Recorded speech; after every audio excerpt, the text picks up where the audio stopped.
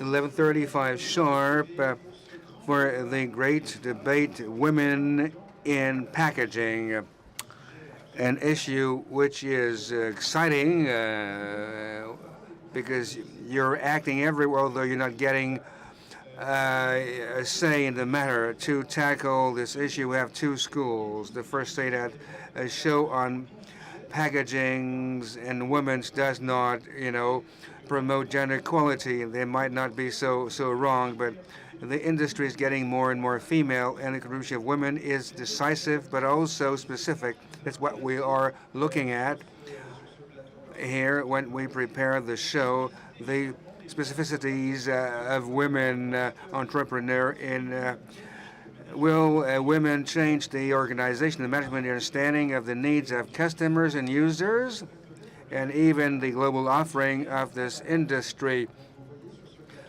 On the show, we have 6 women to talk about this, especially Vanessa Irogabugbo, your head of Women in Trade Program at the National Trade Center, ITC. Vanessa, welcome aboard. Vanessa, next to you, Debbie Waldron-Hoyens, Managing Director of Avant2 Ltd, Director of Women in Packaging UK, Consultant Director of EFIA Ltd, Director of FTA Europe. Right, Consultant of EFIA, right. Next to you, Nathalie CHAPUSOT, you're well known, of course, Delegate, Director of Marketing and E-Commerce, Sylvie, CASENAVE, PERE, Posson Packaging. You're the CEO of the Posson Packaging. Welcome, Sylvie. Florence Blanchet, head of Blanchet SAS. You have great products, which you're schlepping here. And Liza McGarry, co-founding of DG Malbay Vox FR, Associate Director of Mise en Boîte Smart Packaging. Okay, now, ladies, let's get the show on the road with you, Vanessa. International Trade Center is a spin-off of the UN and the World Trade Organization. ITC highlights 2 pieces of information. First, 1/3 of the companies in the world are headed by women worldwide.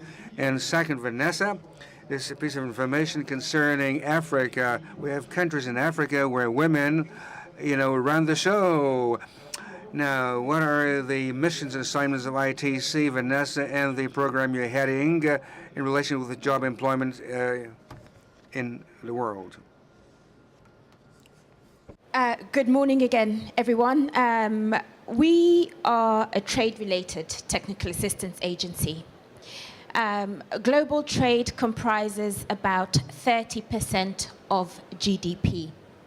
So our goal in my program is to ensure that women benefit from trade, that women are fully participating in the global economy. Voilà, donc votre rôle, c'est d'intégrer effectivement. Is to integrate women by connecting them to export businesses. Yes? Absolutely. An initiative to connect 1 million women to markets by 2020. And this is really going country by country across the world, not just in developing countries, but also in developed countries, to make sure that every woman has the market opportunity, that every woman has the skills, and that every woman is operating in an environment that's conducive for them to establish businesses and grow their businesses and participate as entrepreneurs, as producers. Could you put the microphone, please, in front of... Closer to the mic, thank you. Bien. To listen to you carefully. Okay. Je voudrais qu'on parle de ces pays où l'empreinte... Talk about a country where the women imprint is very strong in Africa. We have textiles, of course, apparel, and great growth like Ethiopia, but also Kenya and Nigeria. Country. I'm not sure, is it working? Yes, it's right for me. Right, Ethiopia is an exciting country. Ethiopia is a country that has a very big tradition in cotton. So they have this natural organic cotton. Of course, in Ethiopia? In Ethiopia. Okay. Donc tradition du coton en Éthiopie très forte. Oui. and you have women working across the entire value chain, from the cotton growing to the spinning. They have a traditional process with the hand looms, create very beautiful fabrics. And ITC has actually been working in Ethiopia with women entrepreneurs to help them transform what is very much a traditional product into something that is desirable to the global markets. We've worked with Parsons Design School in New York and with London College of Fashion to provide these women entrepreneurs with training on developing new products, new designs for the international markets. We've introduced them to Mongolian cashmere companies, and they're now working together on a collaboration to combine Mongolian cashmere and Ethiopian cotton. So what can start as something of a cottage industry can easily be transformed into something that's of very high value and benefits the women. Donc un savoir-faire très important. Expertise in terms of cottage industry and handicrafts. We know this for a fact, Vanessa, and the capacity also to get into a more complex production process for export purposes. The packaging in those countries. And you know, I think entrepreneurs don't often understand the importance of packaging. So often when we start working with companies in developing countries, they might have a nice product, but it's, you know, we have to do a lot of work with them on developing the quality of the packaging, the design, you know, to make it appealing. I often see, you know, tea, for example, from Kenya, wonderful tea. Again, a country with a history of tea production. But when you look at the packaging, it's not appealing. And, you know, the consumer wants to enjoy the product, from the product itself to the way it looks, you know, to the way it feels. And increasingly, we're seeing concerns about sustainability, environmental sustainability. So packaging needs to respond to a lot more demanding consumers. Mais le savoir-faire est présent dans... Is there in those countries. That's why you're here, Vanessa. Now, the last question to you, and then we'll have you take part. ITC is taking part in many events around the world, like women's vendors, exhibitions, and forum in São Paulo, Brazil. You launched there an initiative using mobile technologies to connect up women with the outside world. You've done your research, I can see. I wasn't aware you knew about the forum in Brazil. So yes, we have an annual forum. We invite women-owned companies, but also very importantly, we invite big business. So we've had companies like Coca-Cola or Marriott Hotels, Pfizer and so on participate. And there we launched this She Trades initiative to connect 1 million women to markets. We worked together with Google and with CINT, a Brazilian technology company, to run a global tech challenge. Out of 300 developers from around the world, both men and women, a small woman-owned company from Kenya, won the tech challenge and prepared an app for us, which is available on mobile and web, shetrades.com or Google Play Store, She Trades. And on this app, any company around the world can register their business.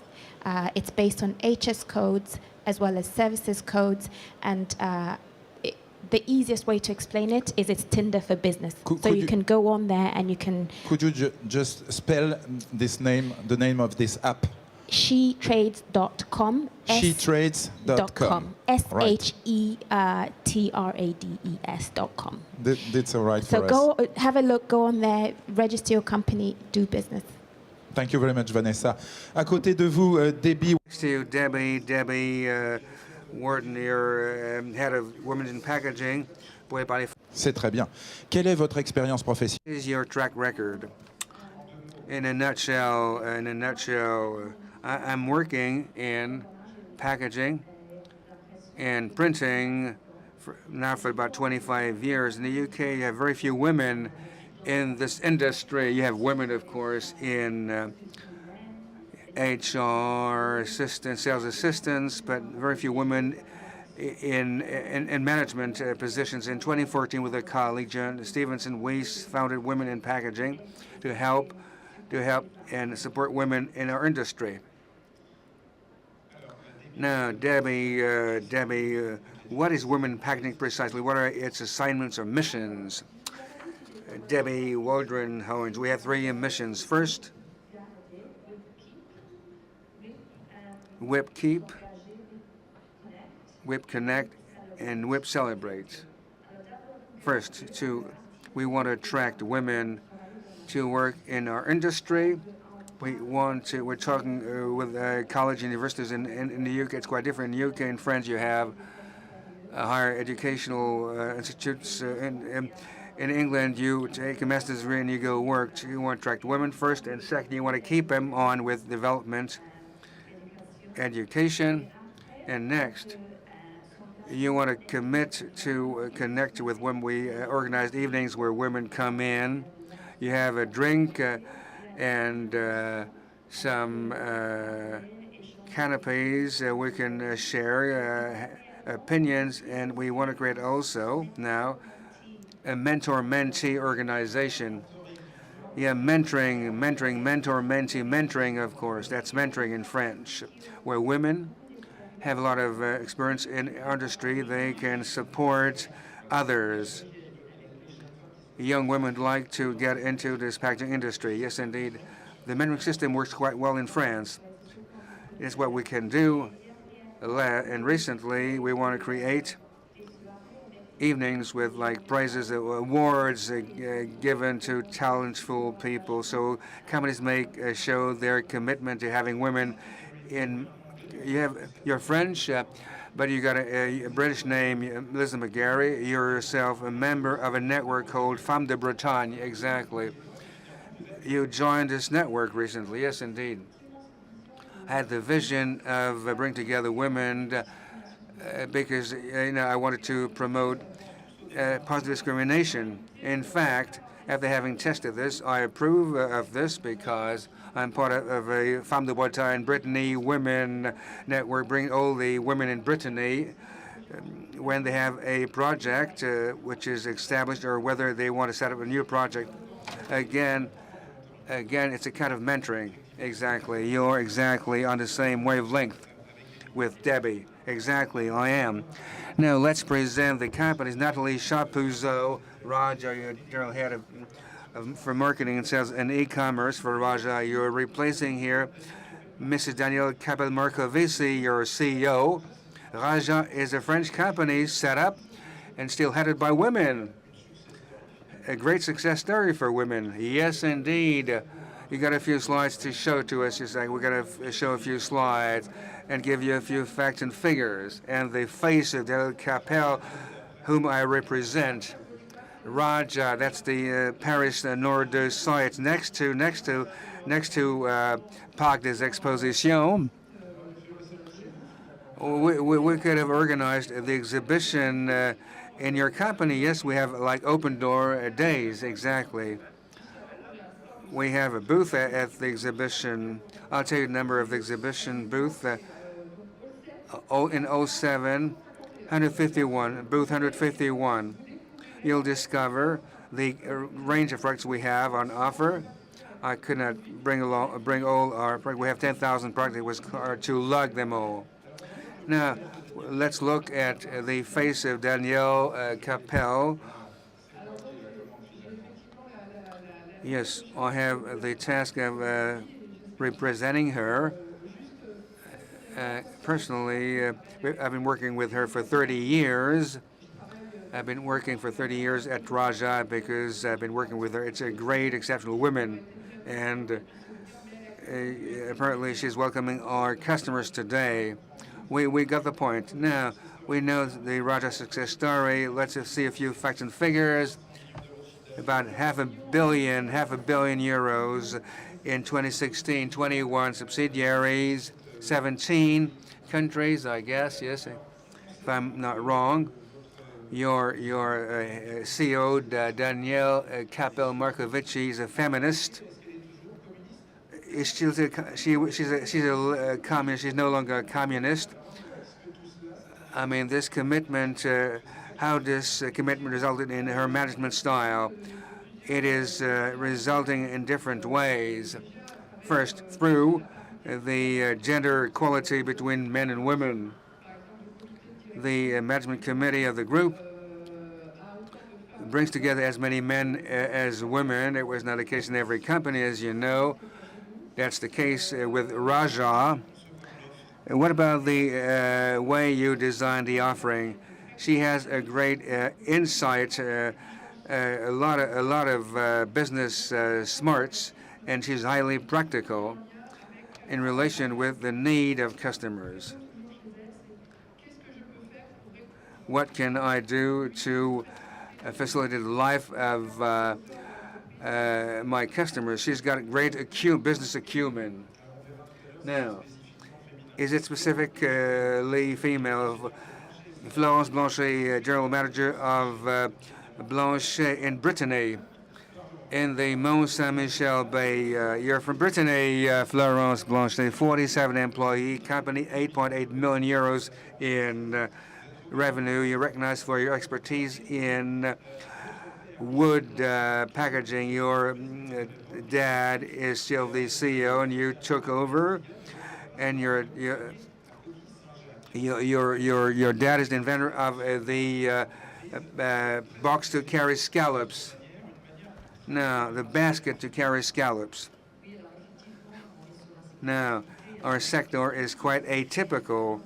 The company is specialized in designing and making lightweight wood packagings for oysters and scallops. Since 2002, I reoriented the company differently for it to survive and continue to last over time. We want to highlight our materials, raw materials. I have like plywood. I introduced plywood, yes, different from what we did so far.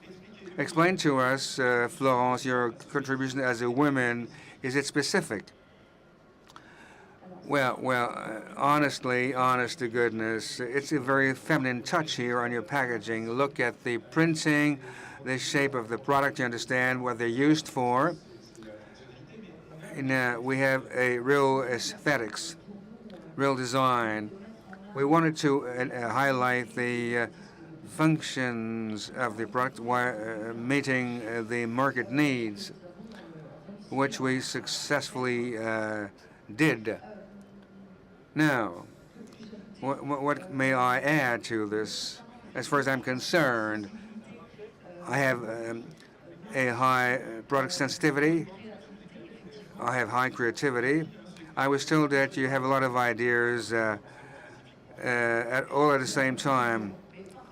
It's hard to follow from my teams when I have so many ideas when I brainstorm. You talked about plywood, but also silk printing, screen printing on wood with different printing system like silk screening. Print screening for us is a process which is of interest to be able to carry out prototyping and small and big runs. We are in favor of sustainable development at Blanchet beyond raw materials, which is agreed. I would like to set up a setup of like water-based ink, which is important for the image of our product and to reassure our customers, because wood is not the packaging, which is highly widespread. Yes, indeed, your company is PEFC certified, green printing agreed or certified. You discover possibly a kind of specificity. Now, you really, giving meaning to the project. I'd like to complete my project fully. Communicating sustainable development is essential and necessary for our companies, but at Blanchet, we want to set up procedures, certification to show and demonstrate it's possible to do so in a small business. Next to you, Liza McGarry, co-founding and DG of Moby Fox FR. Moby Fox FR, you have the pragmatism. You talked about your CEO, Mrs. Chapusot. You wanted to use innovation, digital innovation, to make packaging smart and connected. Tell us about the story. Yes, indeed. Initially, we have a behavior.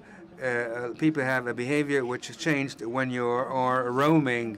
The consumer would like information which is clear, relevant, right away at his fingertips. Otherwise, they got to move on to something else because they're frustrated. So we want to remain all obstacles to action, obstacles to the use of digital in order to make it possible.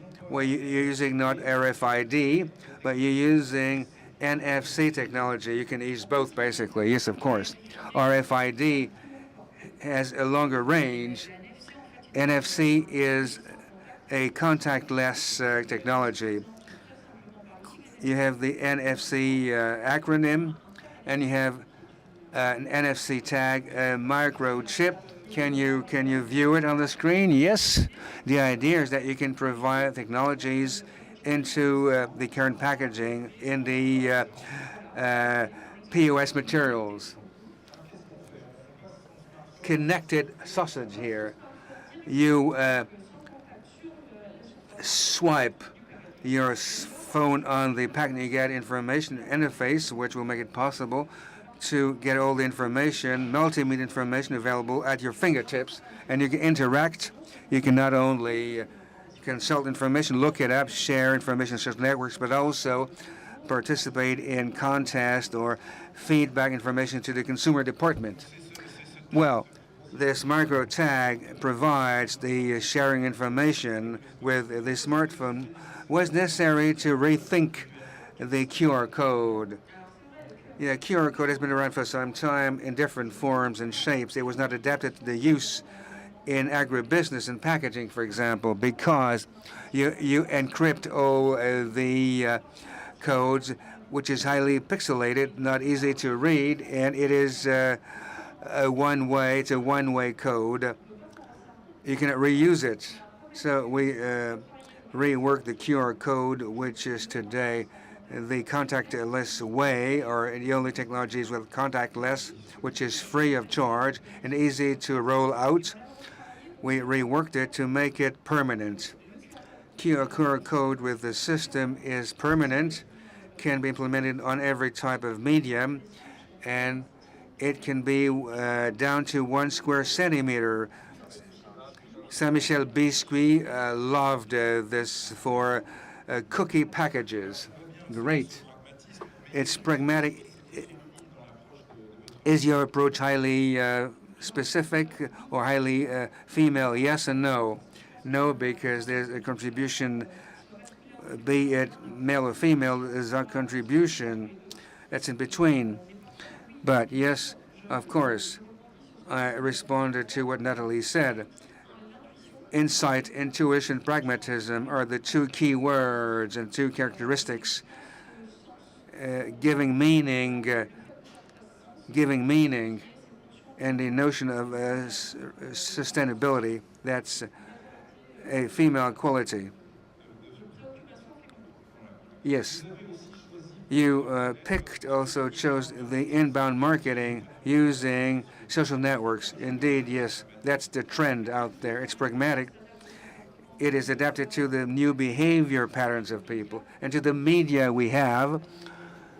Today, our consumers, all of us, do not like to be attacked. We like to be bothered. You know, women consumers like social networks, Pinterest. Also, male consumers, women love social networks, you know, to dream about products. Yeah, we're using much more our right-hand hemisphere. You know, you're looking for information more systematically, I guess, and like with men. Next to you, Sylvie, CASENAVE, PERE, from Posson Packaging. We'll give you the mic. CEO of Posson Packaging, belonging to a family since 1942. In the sort, you took over the company in 1994, and since 2007, after an LBO, your growth rate was 2 digits, 24 million euros in sales, 415 employees. You're specialized in printed cardboard, offset cardboard.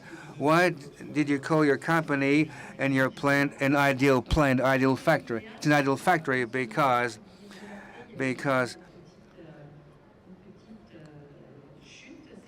there was a small drop. It is the family who set up the company. I joined the company in 1995. It was a family-owned company which went belly up and had a lot of debt to repay 3 plants at a time. So I was myself, I had no training in industry. I was called upon by the company to reorganize, turn around the company. When you're in such dire straits, you observe that staff members at every level of the pecking order are totally at sea, totally disorganized, and you feel responsible for a mission revolving around the word we all talk about, namely giving meaning, finding meaning in a collective action, providing objectives to share. As far as I'm concerned, I'm still, but at the time I had 5 children. I would not imagine turning around the company. So right away, we oriented the company toward management of resources and trying to cut down on our carbon footprint. And we designed this ideal plan. On this basis, we wanted to give meaning, and this quest for meaning is shared totally by all the colleagues and operators, down to their association to the capital. They have shares in the capital because of the LBO. This summer, we raised more capital. Today, our company has a gross rate which is outstanding in its industry, representing France, our country, worldwide within a national group of 26 companies. Only 2 are headed by women.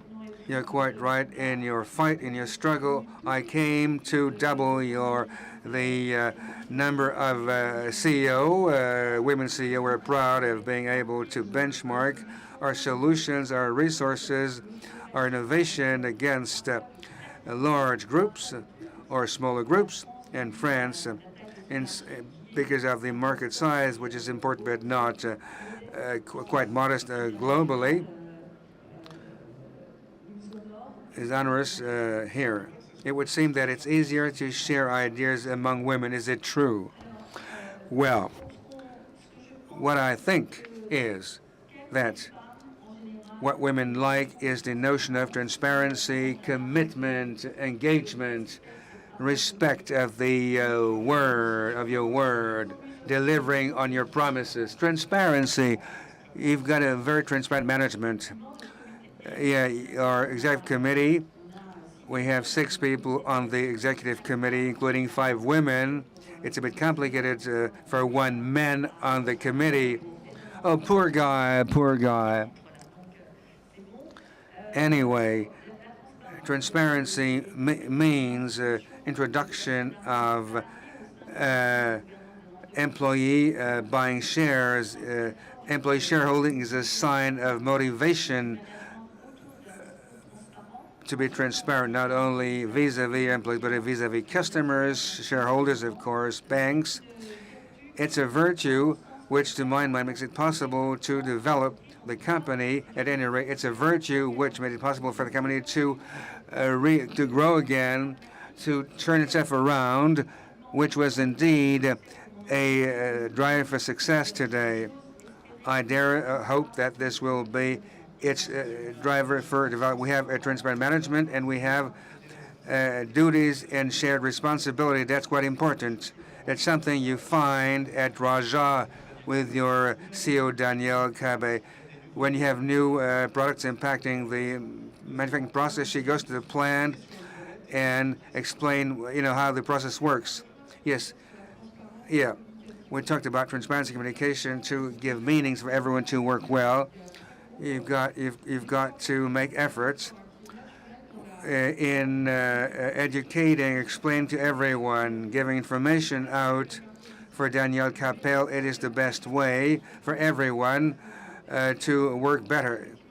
As a woman, when I was young, Danielle came to the warehouse. We had, and she would climb on a wood pallet and explain to the staff, to the operator, to the picker, what were the new products, so that he or she knows that what they pick was important. It is symbolic but important in our approach. Debbie, in the UK, do you have this perception of transparent management on the part of women and a kind of net authority on the part of women business executives? We don't have many women in the UK on executive committees in large corporates. Very few women. But a lot of research has been done.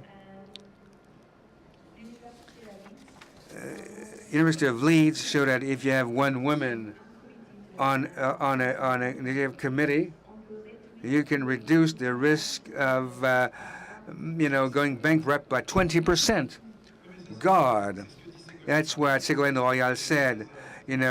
Women are more important than men. That's a joke. Ségolène Royal, a French politician, said it. Now let's talk about the natural authority of women. Vanessa, talk about the natural authority of women. How do you respond to what we said? You're in charge of a program, Vanessa.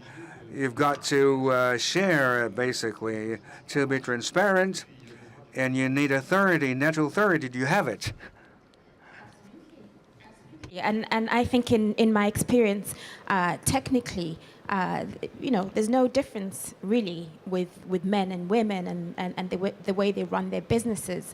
But I think in the way they approach business, women tend to give more meaning to their work. Women tend to want to derive more than just profit from their work and want to contribute more. I also see, I spend a lot of time hanging around with women entrepreneurs, and for hundreds of years we've had men's business associations. Because most of the most of the professional associations are dominated by men. Ouais. Exactly. And so now we have these women's associations, and I find it really interesting, the ambience, the way that women interact with each other when they professionally together is really quite different, and is really quite encouraging to see the way these women support each other. Now, did you know that in the Fortune 500 companies, there are more CEOs named John than women CEOs? Lisa Magari, Yeah? réaction. So- Dites-nous, Lisa. Comment You need to change réagissez-vous? your name. Qu'avez-vous compris précisément et qu'est-ce qu'on peut... Now, Lisa, what did you get out of all of this, and what lessons can be learned? Well, I think the lessons we can learn is that in order to work with leaders in the business, we have to be able to show that women work better with other women and with men in politics. But we also have to work from the grassroots level. That means from school, because very often girls lack self-confidence. And if you take a look at the list of requirements for a job, okay? If there are 10 items on the list, a man will know that he can tick off 8 out of the 10 requirements, okay? And a woman will say, even if she can tick off 9 boxes out of the 10 requirements, she'll say, oh no, I can't apply for the job, because she's not self-confident enough. Now, does one have to be fully honest, fully transparent when you're a female CEO or business leader? Answer, yes, I think you have to be absolutely honest and transparent. And to react to what you just said, I think there might be a lack of self-confidence. That can happen, yes, definitely, but you seem to have everything under control here, you ladies. No, but sometimes we have doubts. We have our doubts, of course. It can be the case, but there are also other things, is that we are fantastically adaptable and resilient, and we have an extra sensitivity that allows us to convey messages and get ideas across, and to have this natural authority. So I think this is an excellent closing word, and because we can't take up too much time now, Lisa, we've just dealt with very sensitive issues, the place of women on boards, and on executive committees, on the full transparency and honesty in carrying out business. But what about the approach that allows you to deal with something that might be like a weakness, which is being too honest? You talked about a general approach and a holistic approach. Can you tell us more about it? Yes, absolutely. Well, the holistic approach or a systemic approach, well, these are words. What do they mean? Well, in real life, this means that you don't take or try and deal a problem in isolation. You don't look at the problem just per se, but you look at a global solution that takes into account all of the elements that you're facing and all of the elements that have induced the situation. So that means that you're not going to segment the problem or cut it up in a very rational way. We all learned with Descartes that you have to break it up into its different components. No, the idea is looking at the whole situation, to take and to look at anything that can have an impact on the problem, that can influence the problem, that have an influence on the solution and on its implementation, and include the element in the solution you come up with. Now I'm going to ask you to give the microphone to Sylvie for the final word. What about the global approach and the feminine sensitivity? Well, no, you don't work in silos. I mean, just to use sociological buzzwords, no, we work in teams, and we're much more inclusive than exclusive. We try and find the skills where they can be found. And leadership is not seen and expressed in the same way amongst women. We are driven by our values, and that's completely different from men. I think that we don't exercise power in the same way. It's not being arrogant to say that. It's just in addition to what you said, and to add to the figures and the statistics you mentioned, ladies, we know that women that are heads of businesses generate more profit with less capital invested than men. So this is a call to all investors. Turn to us, and you will have reliable returns on your investments.